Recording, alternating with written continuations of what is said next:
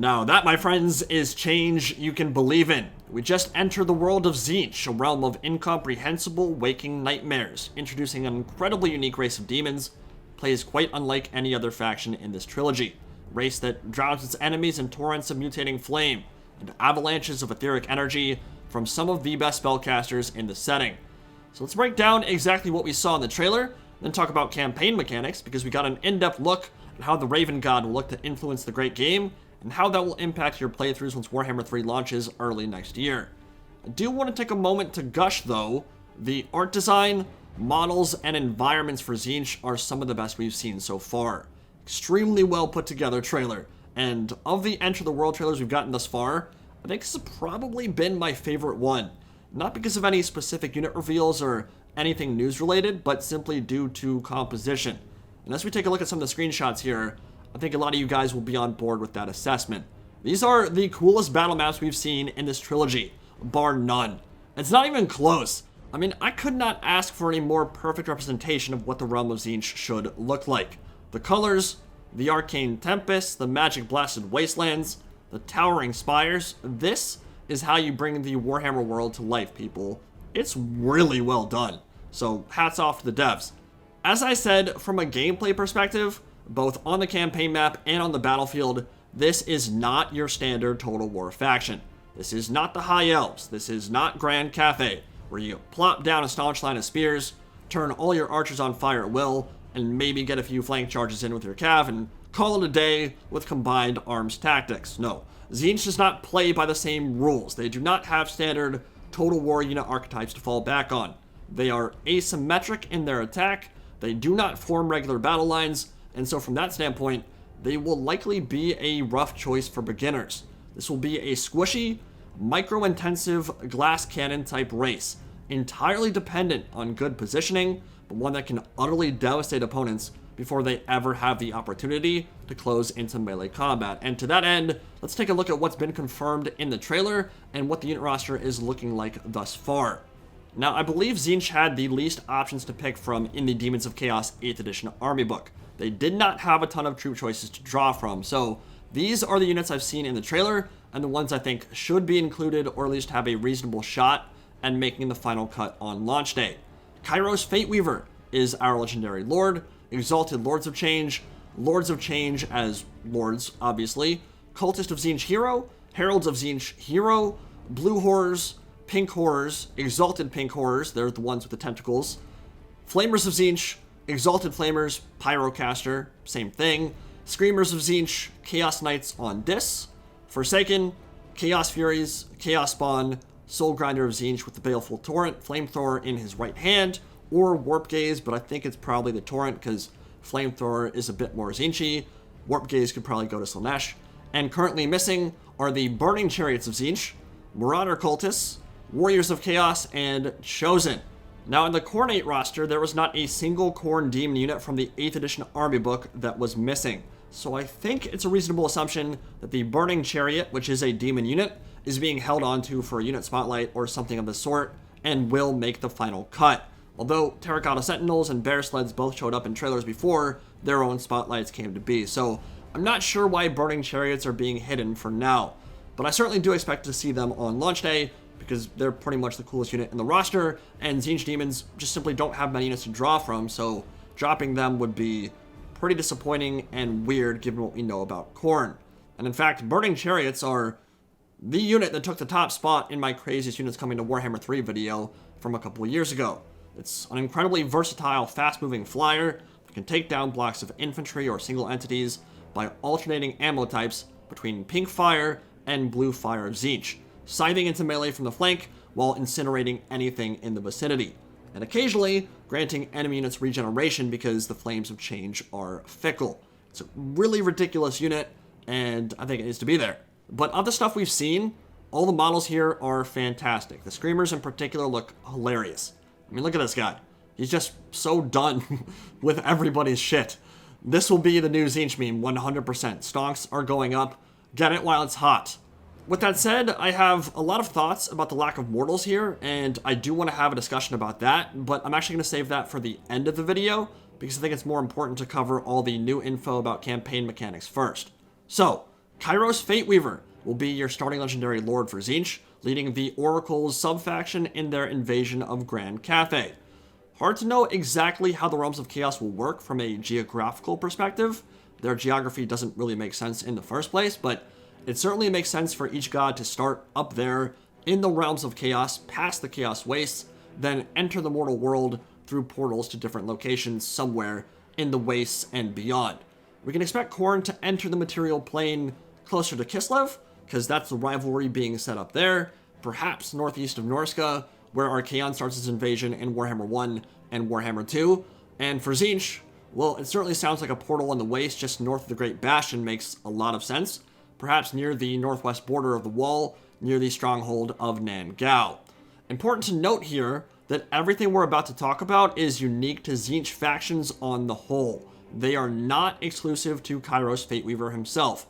He will have his own unique mechanics revealed at a later date. So any Tzeentch lore that comes later down the line, free LC or DLC, will partake in these same mechanics. And that's really good news overall. It's one of my biggest criticisms of the starting lords in Game 1 and Game 2, that most of them don't really have unique or interesting mechanics they can call their own. Made even more bizarre by the fact that they're usually the most important and powerful lords for their respective factions. Think Malekith, Wrathy, Tyrion, Teclis. They don't really have tons of unique mechanics that differentiate them from the rest of the pack. So we end up getting minor DLC and free LC characters with crazy abilities and mechanics, but the OG important ones kinda get left in the dust a bit. Doesn't seem like that will be as big of an issue in Game 3. Happy to hear it. And as the Chaos God Tai Lopez, acquiring knowledge is the #1 goal for Tzeentch. Lamborghinis and leather-bound books and apartments that smell of rich mahogany are the two most important facets of a well-rounded individual, so naturally, Tzeentch wants to acquire forbidden texts and grimoires, which help further his understanding of reality. As you build, battle, and sack your way across the campaign map, you will acquire these tomes of knowledge, which can be spent on the changing of the ways mechanic. An action tree lets you do some pretty crazy stuff. I'd liken it to Clan Eshin's shadowy dealings in that you undergo specific rituals that can devastate a faction without you even having to invade or bring them to battle on the map itself. Each of them requires a specific technology to unlock, and they all require you to spend grimoires as well, but as Gwen Stefani would say, this shit is bananas. B-A-N-A-N-A-S. You can straight up transfer control of a settlement to another faction, including yours. So, if Lothern or Wei Jin or any powerful capital has a ridiculous garrison you don't want to deal with, you can just snap your fingers and say, gimme. Or if you happen to be at war with the ogres but not Cathay, you could give the ogres the Cathayan capital and then take it from them. So you still get the important stronghold as a launching point for your invasions, but you didn't force a war with a faction that perhaps you weren't ready to fight yet. On top of that, you can force rebellions, you can gain line of sight on a target army, you can see the moves every single enemy army has planned for the next turn, you can freeze every character in place for a single turn, or you can meddle in diplomacy and force two factions to break their alliance and even go to war. We've certainly seen mechanics like this in the past, and we will likely see it again in the future with Neferata and the Lamian bloodline and all the espionage and intrigue she gets involved with, but it seems rightly conspiratorial and manipulative, which is quite fitting overall for Tzeentch, the Changer of Ways. I really like the idea of being able to see exactly what an enemy army is going to do before they do it. Tzeentch is all about reading the skeins of fate and outmaneuvering you, and he can certainly do so if he can see the moves you have planned before you even execute them. I think that's a really cool element that I'd like to see more of for each of the Chaos Gods. Take those unique lore snippets and figure out a way to implement that in the game as actual features and mechanics. Doing a pretty good job of that so far. Now, as expected, the Changer of Ways can control the winds of magic on the campaign map, taking energy from a region and dumping it into an area where you're about to fight a battle. And many of his unique buildings gain improved effects as those winds of magic blow ever stronger and the pool increases nearby. But of course, between the four Chaos Gods, the great game is what reigns supreme. The idea that each Dark Brother is constantly jockeying for position and control over the Immaterium. This will be represented in Warhammer 3 by unique corruption for each of the gods and by unholy manifestations. So, As you guys probably already saw in the Campaign Mechanics blog, Khorne, Tzeentch, Slaanesh, and Nurgle all have their own special corruption. And as these are spread, each of the gods will unlock 4 unique abilities from the Unholy Manifestations tab. For Tzeentch, Scriveners of Insanity is unlocked right from the start, and allows an army to essentially dig for buried treasure, rooting them in place while they acquire batches of grimoires. Only works while in enemy territory, so they'll be a bit exposed. Immunogenic Energies is the second ability, requiring 1500 global Tzeentch corruption, causing a specific target army to suffer attrition, even if they're immune to it. Magic Flare is the third ability, requiring 3000 global corruption, increasing the efficiency of the barrier passive that all Tzeentch units have. That's the energy bubble shield we've seen surrounding them in the siege battle gameplay, essentially increasing their ward saves here, makes them more resilient in the face of missile fire or melee attack. And Night of Madness, requiring 6000 global Tzeentch corruption, which grants a friendly target army an insane boost to their Winds of Magic reserve, and a massive debuff to a nearby enemy public order, while skyrocketing corruption in a province. So, if you want to cause a rebellion and prepare a previously untainted capital city for capture, sitting a Night of Madness army in the area for a couple turns should turn it right blue and angry real quick. Now, continuing the Skaveney theme here, cults are going to function much the same way as Undercities do, and if you're starting to notice a trend here, it's that each sequel and DLC continues to have more and more features and mechanics, because more and more of that initial framework has already been established, and it just becomes easier to repurpose already created stuff for a new faction. Same thing is happening right here. So just like Pirate Coves and Undercities, you can create a specific building in an enemy province to nourish and grow a following there, like a canker from within, generating grimoires, giving you income, or increasing the Winds of Magic pool to massive levels in the region. You might be wondering why these cults don't specifically lead to revolts or the ability to spawn armies of demons at the heart of the city proper, and I imagine that's because they feel the changing of the ways mechanic covers all of that pretty well. But believe me, I have noticed the lack of demonic spawnings and armies just appearing out of the ether, so I'll be curious to see if they have more to reveal on that front, and my guess is, yeah, they probably do. There's also talk of a teleportation mechanic, which to me sounds a lot like the Underway, that costs Winds of Magic to adopt, but is apparently exceptionally powerful and allows you to not only cross impassable terrain, like mountain ranges or patrolled areas or rivers, but to instantly trigger ambush battles on a chosen army upon arrival. I hope this actually means teleport, similar to maybe what Orion and the Wood Elves have, what they got in the Twist in the Twilight DLC, and their free overhaul. Like, I would be able to be in the Chaos Waste north of Cathay and then suddenly appear near Black Crag, for example, because that is what actual teleporting is. There is literally no functional difference between teleporting and just mundane marching if you're still limited by the same amount of movement points. There's no difference at all. To me, from what I read here, I don't think they're going to tie something that OP to a simple stance change, so I'm pretty sure this is just flowery language and it's really just another Underway stance that can also happen to attack on the same turn, but I'd love to be wrong on that front.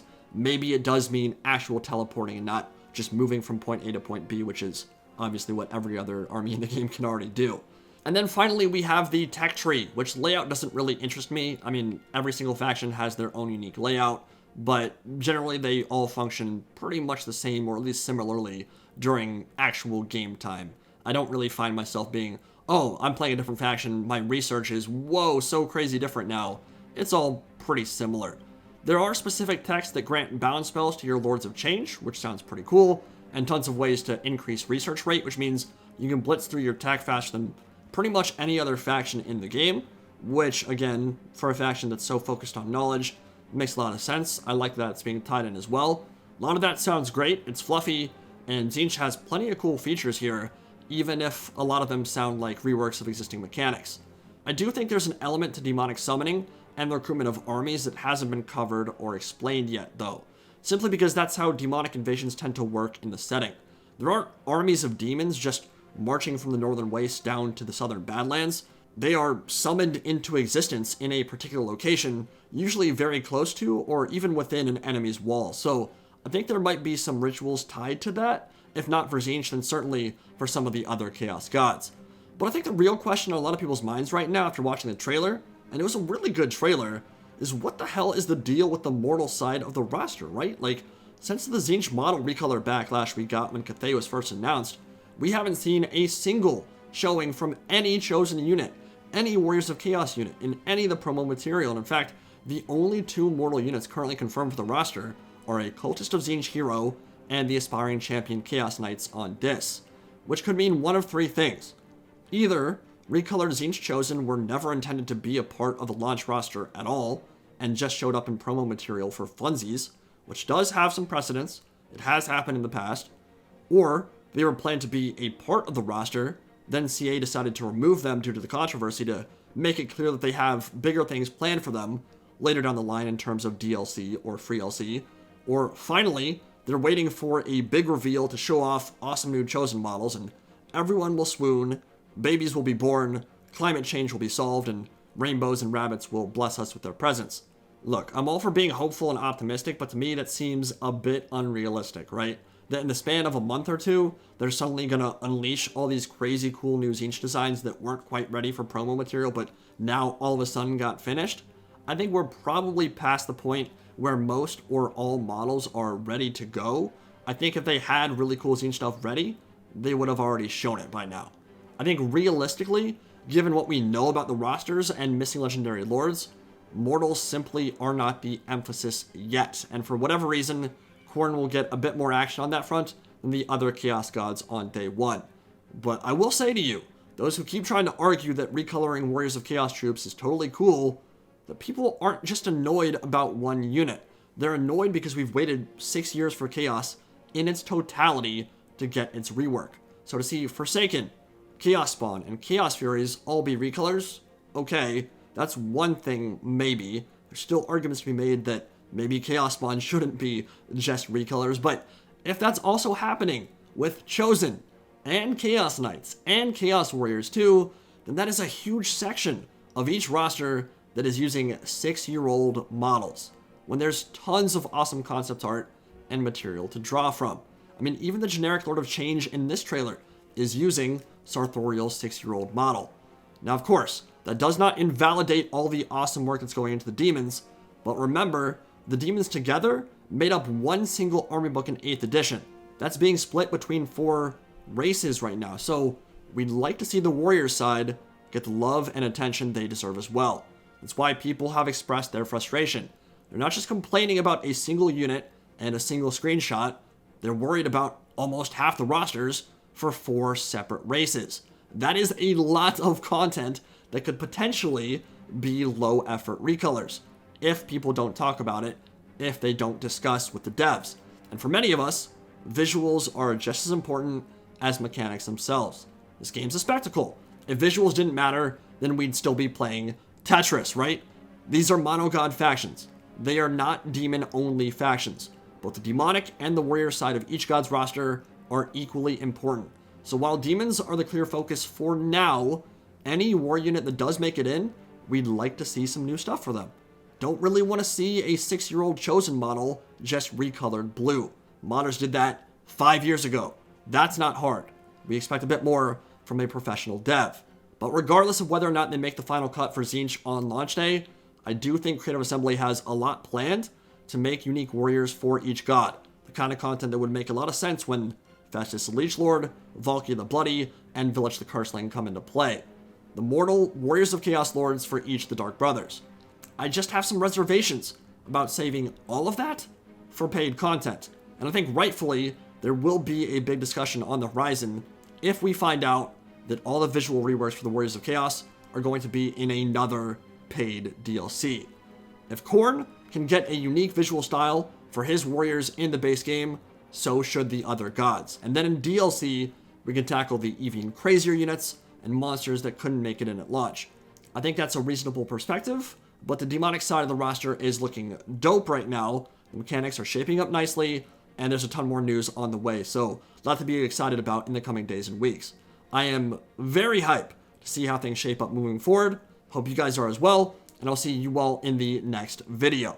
Indie Pride, signing out for now. Have a good one, guys.